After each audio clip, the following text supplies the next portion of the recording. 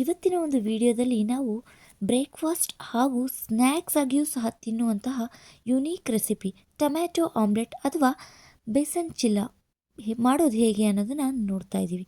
So ಮೊದಲಿಗೆ ಇದಕ್ಕೆ ತುಂಬ ಸಿಂಪಲ್ ಆಗಿ ಮಾಡುವಂತಹ ರೆಸಿಪಿ ಹಾಗೂ ಅದಕ್ಕೆ ಬೇಕಾಗಿರೋ ಮನೆಯಲ್ಲೇ ಸಿಗುವಂತಹ ಎಲ್ಲ ಪದಾರ್ಥಗಳನ್ನು ಯೂಸ್ ಮಾಡಿಕೊಂಡು ಮಾಡುವಂಥದ್ದು. ಮೊದಲಿಗೆ ಒಂದು ಈರುಳ್ಳಿ, ಒಂದು ಟೊಮ್ಯಾಟೊ, ಒಂದೆರಡು ಹಸಿಮೆಣಸಿನ್ಕಾಯಿ ತೊಗೊಂಡು ಅದನ್ನು ಚಿಕ್ಕ ಚಿಕ್ಕದಾಗಿ ಕಟ್ ಮಾಡ್ಕೊಳ್ಳಿ. ಈಗ ನೀವು ಶುಂಠಿ ಬೆಳ್ಳುಳ್ಳಿ ಪೇಸ್ಟನ್ನು ಸಹ ಇದಕ್ಕೆ ಯೂಸ್ ಮಾಡ್ಬೋದು.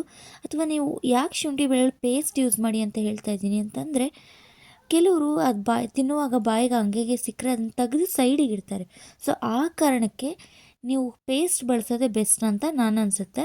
ನಮ್ಮನೇಲಿ ನಾನೇ ಸೈಡಿಗೆ ಇಡೋದ್ರಿಂದ ನಾನು ಪೇಸ್ಟನ್ನು ಯೂಸ್ ಮಾಡ್ತೀನಿ.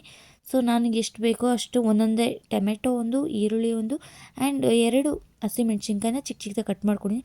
ಆ್ಯಕ್ಚುಲಿ ತುಂಬ ಚಿಕ್ಕದಾಗಿ ಏನು ಕಟ್ ಮಾಡಿಲ್ಲ ನಾನು. ಸೊ ಈಗ ನಾವು ಕಡಲೆ ಹಿಟ್ಟನ್ನು ತೊಗೊಂಡಿದ್ದೀನಿ.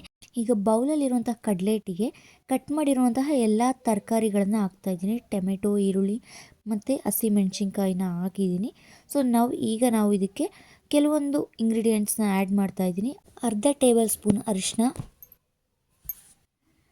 ಮತ್ತು ಅರ್ಧ ಟೇಬಲ್ ಸ್ಪೂನಷ್ಟು ಒಂದು ಜೀರಿಗೆನ ಆ್ಯಡ್ ಮಾಡ್ತಾಯಿದ್ದೀನಿ.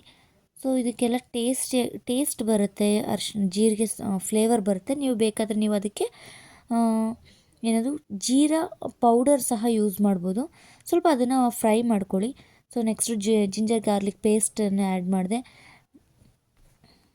ರುಚಿಗೆ ತಕ್ಕಷ್ಟು ಉಪ್ಪು, ಇಷ್ಟನ್ನು ಹಾಕಿ ನೀವು ಒಂದು ಮೀಡಿಯಮ್ ಕನ್ಸಿಸ್ಟೆನ್ಸಿ ಬರೋ ಹಾಗೆ ನೀರು ಹಾಕಿ ಚೆನ್ನಾಗಿ ಮಿಕ್ಸ್ ಮಾಡ್ಕೊಳ್ಳಿ.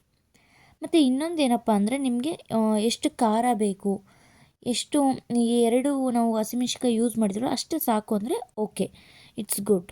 ಇಲ್ಲ ನಿಮಗಿನ್ನೂ ತುಂಬ ಸ್ಪೈಸಿ ಬೇಕು ಅಂದರೆ ಸ್ವಲ್ಪ 1 ಸ್ಪೂನಷ್ಟು ಇಲ್ಲ ಅರ್ಧ ಸ್ಪೂನಷ್ಟು ಖಾರದ ಪುಡಿಯನ್ನು ಯೂಸ್ ಮಾಡಿ. ನನಗೆ ಸ್ವಲ್ಪ ಸ್ಪೈಸಿ ಇರಲಿ ಅಂತ ನಾನು ಒಂದು ಅರ್ಧ ಟೇಬಲ್ ಸ್ಪೂನಷ್ಟು ಖಾರದ ಪುಡಿಯನ್ನು ಯೂಸ್ ಮಾಡ್ತಾಯಿದ್ದೀನಿ. ಸೊ ಈಗ ಚೆನ್ನಾಗಿ ಮಿಕ್ಸ್ ಮಾಡಿ ಎಲ್ಲನೂ. ಸೊ ಮಿಕ್ಸ್ ಮಾಡಿದಾಗ ತುಂಬ ತೀರ ತೆಳುವೂ ಆಗಬಾರ್ದು, ತುಂಬ ಗಟ್ಟಿನೂ ಆಗಬಾರ್ದು. ಸೊ ಅಷ್ಟು ಮೀಡಿಯಮ್ ಕನ್ಸಿಸ್ಟೆನ್ಸಿ ಬರೋ ರೀತಿ ನೀವು ಮಿಕ್ಸ್ ಮಾಡ್ಕೊಳ್ಳಿ. ಈಗ ನಾವು ಫೈನಲ್ ಸ್ಟೇಜಿಗೆ ಬಂದಿದ್ದೀವಿ. ಸೊ ಒಂದು ಪ್ಯಾನಿಗೆ ನೀವು ಆಯಿಲ್ ಹಚ್ಕೊಳ್ಳಿ. ನಾನು ಹಚ್ಕೊತಾ ಇದ್ದೀನಿ ನೋಡಿ. ಈಗ ನೀವು ಬೇಕಂದರೆ ತುಪ್ಪನೂ ಸಹ ಹಚ್ಕೊಬೋದು. ಸೊ ಲೈಟಾಗಿ ಸ್ವಲ್ಪ ಹಚ್ಕೊಳ್ಳಿ. ಸೊ ಹಚ್ಕೊಂಡ ತಕ್ಷಣ ಆಮ್ಲೆಟ್ ರೀತಿ, ಒಂದು ದೋಸೆ ರೀತಿ, ನಾವು ದೋಸೆ ಹೇಗೆ ಹೋಗ್ತೀವೋ ಆ ರೀತಿ ಒಂದೊಂದೇ ಸ್ಪೂನು ಒಂದು ಮೀಡಿಯಮ್ ಸೈಜಲ್ಲಿ ನೀವು ಹಾಕ್ಕೊಳ್ಳಿ. ಫ್ಲೇಮ್ ಯಾವಾಗಲೂ ಬೇಯೋ ಟೈಮಲ್ಲಿ ಸಣ್ಣನೇ ಇರಲಿ. ತುಂಬ ಬೇಗ ಬೇಯಲಿ ಅಂತ ಬಿಸಿಯಾಗಿ ಹೋದರೆ ಅದು ಸರಿ ಹೋಗಲ್ಲ. ಸೊ ಮೀಡಿಯಮ್ ಫ್ಲೇಮಲ್ಲಿ ಇಟ್ಕೊಳ್ಳಿ.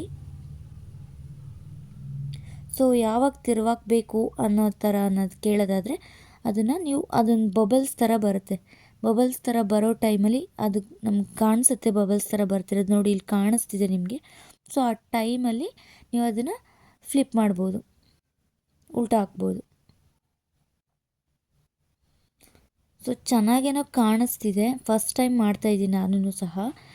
ನನಗೇನು ಅನಿಸ್ತು ಅಂದರೆ, ಇನ್ನೂ ಸ್ವಲ್ಪ ನಾನು ತುಂಬ ದಪ್ಪ ಕಟ್ ಮಾಡ್ಕೊಂಡಿದ್ದೀನಿ. ಅದಕ್ಕೆ ನಾನು ನೀಟಾಗಿ ಒಂದು ಶೇಪಲ್ಲಿ ಹಾಕೋಕ್ಕಾಗ್ತಾಯಿಲ್ಲ. ಸೊ ಅದಕ್ಕೆ ತುಂಬ ಚಿಕ್ಕದಾಗಿ ಕಟ್ ಮಾಡಿಕೊಂಡ್ರೆ ನೀಟಾಗಿ ಒಂದು ಫಾರ್ಮಲ್ಲಿ ಒಂದು ರೌಂಡ್ ಶೇಪಲ್ಲಿ ಹಾಕ್ಬೋದು ಅನಿಸುತ್ತೆ. ಸೊ ಇದು ತುಂಬ ಈಸಿಯಾದಂತಹ ರೆಸಿಪಿ, ಸಖತ್ ಟೇಸ್ಟಿಯಾಗೂ ಸಹ ಇದೆ. ಹೇಗಿತ್ತು ಅನ್ನೋದನ್ನ ಕಮೆಂಟ್ ಸೆಕ್ಷನಲ್ಲಿ ತಿಳಿಸಿ.